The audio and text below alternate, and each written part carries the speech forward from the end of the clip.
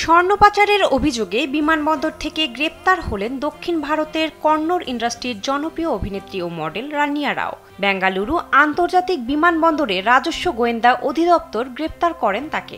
উদ্ধার করা হয় 14.8 কেজি স্বর্ণ। প্রায় সময় বিদেশ ভ্রমণে যেতেন রানিয়া রাও। ঘন ঘন আন্তর্জাতিক ভ্রমণের কারণে তদন্তকারী কর্মকর্তারা নজরদারিতে রেখেছিলেন তাকে। সেই সন্দেহই যেন সত্যি হলো। 3রা মার্চ দুবাই বিমানবন্দর থেকে এমিরেটসের একটি ফ্লাইটে এসেছিলেন তিনি। 14.8 কেজি স্বর্ণ উদ্ধারের পর গ্রেপ্তার করা হয় তাকে।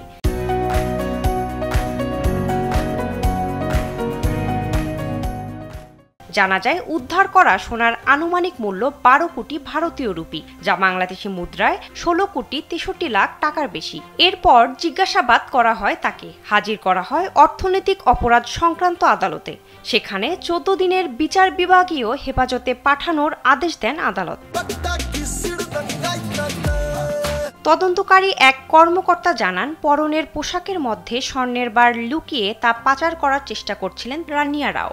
15 দিনের মধ্যে প্রায় 4 বার দুবাই ভ্রমণ করেছেন, যার কারণে কাস্টমস কর্মকর্তাদের সন্দেহের তালিকায় আছেন। এরপর দুবাই থেকে ফেরার পর তাকে লক্ষ্য করে অভিযান চালানো হয়। জানা যায়, বিমানবন্দরে আসার পর অভিনেত্রী তার খ্যাতি ব্যবহার করে কাস্টমস চেক এড়িয়ে যাওয়ার চেষ্টা করছিলেন। শুধু তাই নয়, নিজেকে কর্ণাটকের পুলিশ মহাপরিচালকের মেয়ে বলেও পরিচয় দিয়েছিলেন। এদিকে অভিনেত্রীর এরকম পরিচয় পাওয়ার পর আইন শৃঙ্খলা বাহিনীর কর্মকর্তারা তদন্ত করেছেন যে তিনি আসলেই পুলিশের ঊর্ধ্বতন কর্মকর্তার আত্মীয় কিনা। এছাড়াও স্বর্ণ পাচারে অভিনেত্রীর সাথে আর কারা জড়িত আছেন তা খতিয়ে দেখছেন কর্তৃপক্ষ। 2014 সালে কন্নড় ইন্ডাস্ট্রির মানিক্য সিনেমায় অভিনয়ের মাধ্যমে পরিচিতি অর্জন করেন রানিয়া রাও।